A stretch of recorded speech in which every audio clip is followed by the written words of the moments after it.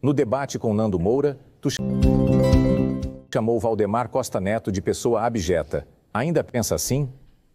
2. Arthur Duval te chamou para um debate. Aceita? 3. Por que votou para aumentar o fundo partidário? Que isso, gente? Tanta coisa. Qual que era a primeira? A primeira. Primeira do Valdemar da Costa Neto. Cara, quando eu debati com o Nando Moura, de fato, eu falei que o Valdemar era uma pessoa abjeta pelos atos que ele tinha cometido de fato no passado. E pra mim, quem comete corrupção, de fato, é uma pessoa abjeta.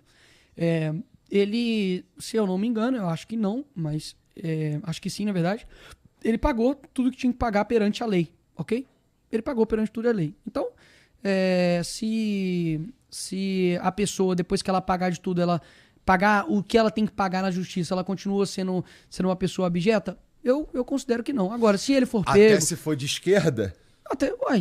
Se o Lula pagar pelo que ele cometeu, pra mim deixa de ser uma pessoa abjeta no sentido de corrupção. Agora, ele não pagou, né? Ele foi descondenado. Agora, pra mim é isso, cara. Pra mim, não tiro o que eu disse. Pra mim, quem comete corrupção é uma pessoa de fato abjeta.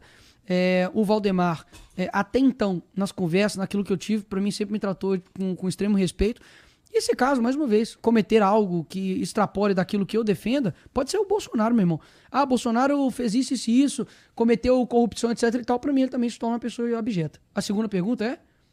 Fudeu. A segunda era sobre o Arthur Duval te chamar pro debate. Você aceitaria? Cara, pra mim, quem fica mendigando a atenção...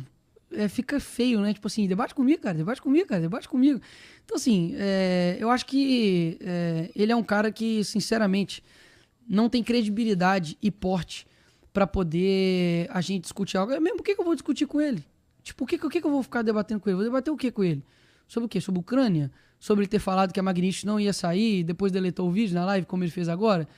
Eu vou debater o que com ele? Dele ter falado, junto com o MBL, que o Janones era uma maior estrela que tinha na política, vocês vão ver. Eles erram tudo, bicho.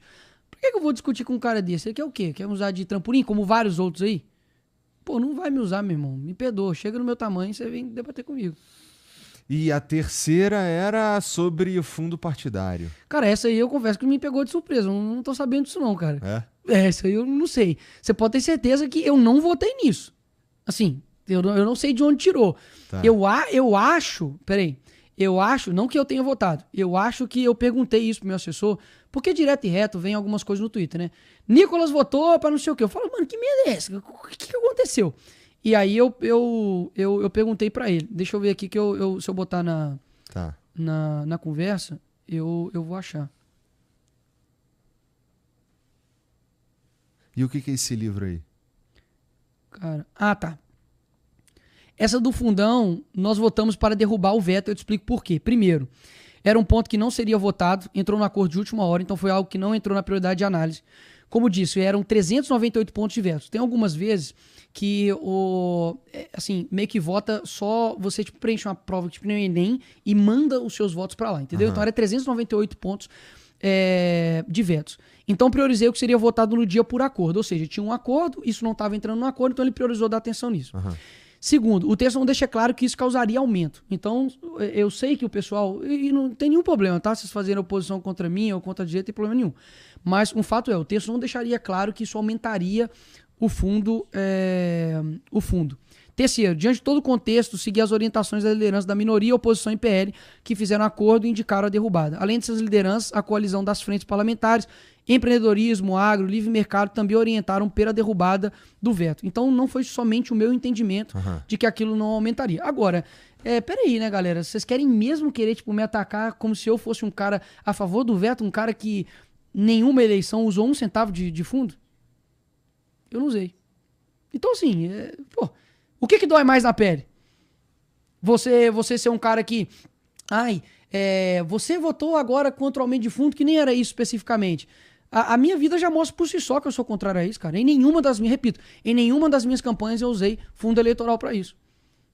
Boa. O mamãe falei, tá defendendo agora. Não defendi e agora defende.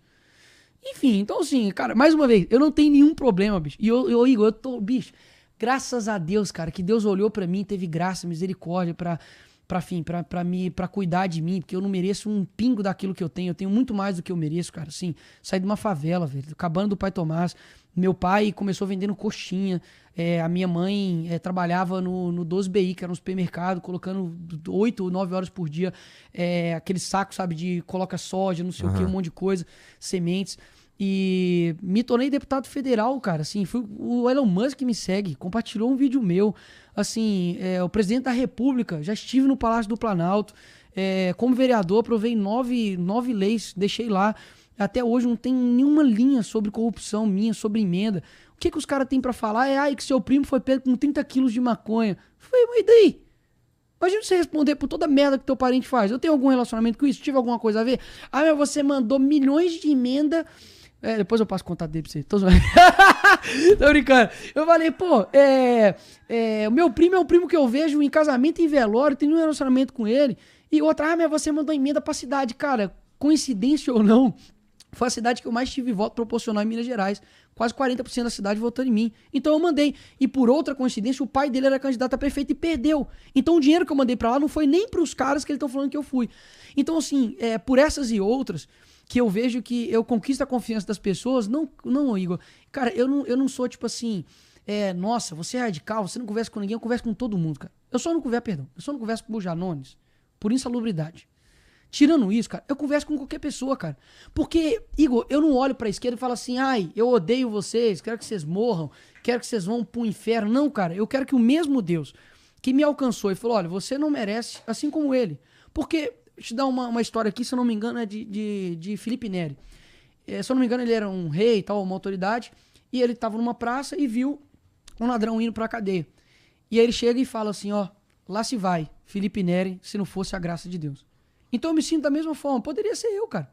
Poderia ser eu. Então eu sempre vou estar com o meu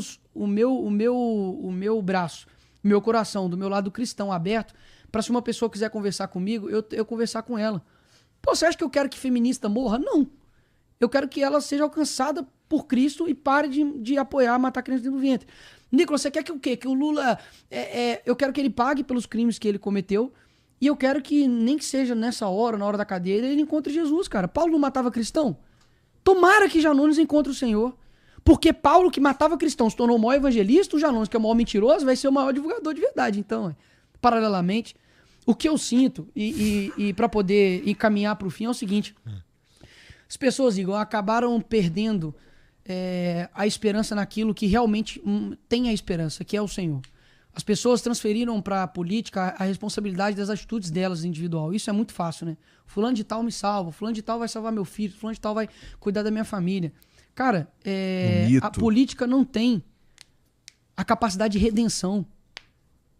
Quem faz isso, eu acredito como cristão, é o Senhor, cara. Ponto. Ele fez isso na cruz, morreu, me sacrificou por mim, e nele eu tenho essa salvação. Agora, quantos lares, bicho, não foram destruídos, tipo assim, de não querer conversar, de não querer, sabe... por conta de uma coisa que é vã esperança. Você pega Salomão, inclusive, eu trouxe esse livro aqui, que chama Meditações em Provérbios, e eu quero te dar, ele é de Charles Spurgeon. Obrigado, cara. Ele é considerado o príncipe dos pregadores. Aqui são 22 provérbios que fala sobre amor, sobre caridade, sobre humildade, sobre, enfim, amizade. E eu quero te dar esse livro. Obrigado, porque cara. Valeu. Esse cara realmente ajudou muito a mudar minha vida, junto com vários outros. C.S. Lewis. Bonito.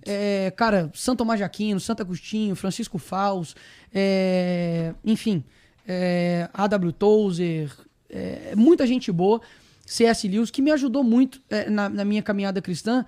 E quando você olha, cara, pra minha figura referencial de todas, quando eu olho, ela se chama Cristo. E todas as vezes quando eu entro lá naquela Câmara, eu entro naquele congresso, eu falo assim, cara, o que Cristo faria? Assim, eu mesmo pessoas que eu divirjo, e eu sei que ele não vai ter problema nenhum de eu expor isso aqui, e eu também não fiz problema em me gabar ou falar disso aqui não, mas é o meu coração. Eu vi que um dia, o Kim Kataguiri, ele deu uma entrevista falando que, tipo, até tava tomando remédio, depois que o pai dele, enfim, morreu, entrou numa depressão e tal, tudo mais. E eu lembro que eu vi aquilo ali, cara, eu falei, bicho, caramba, velho. Se eu perder meu pai, né? Ele falou assim, cara, eu sou deputado federal agora, fiz isso, meu pai não pôde ver.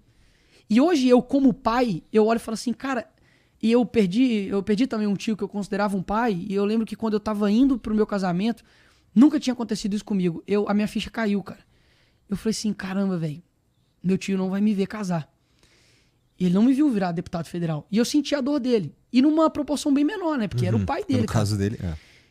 E aí tinha um livro que eu li que chama A Anatomia do Luto, que é de C.S. Lewis, e me ajudou muito. E aí, no primeiro, acho que mês, ou sei lá, de congresso, eu dediquei pra ele e entreguei. Falei, Kim, lê aí, cara. Eu acho que vai ser bom, foi bom pra mim e tal. E depois, sei lá, de um mês ele leu. Falou, cara, obrigado. Tipo, minha visão, pelo menos sobre você, tá diferente.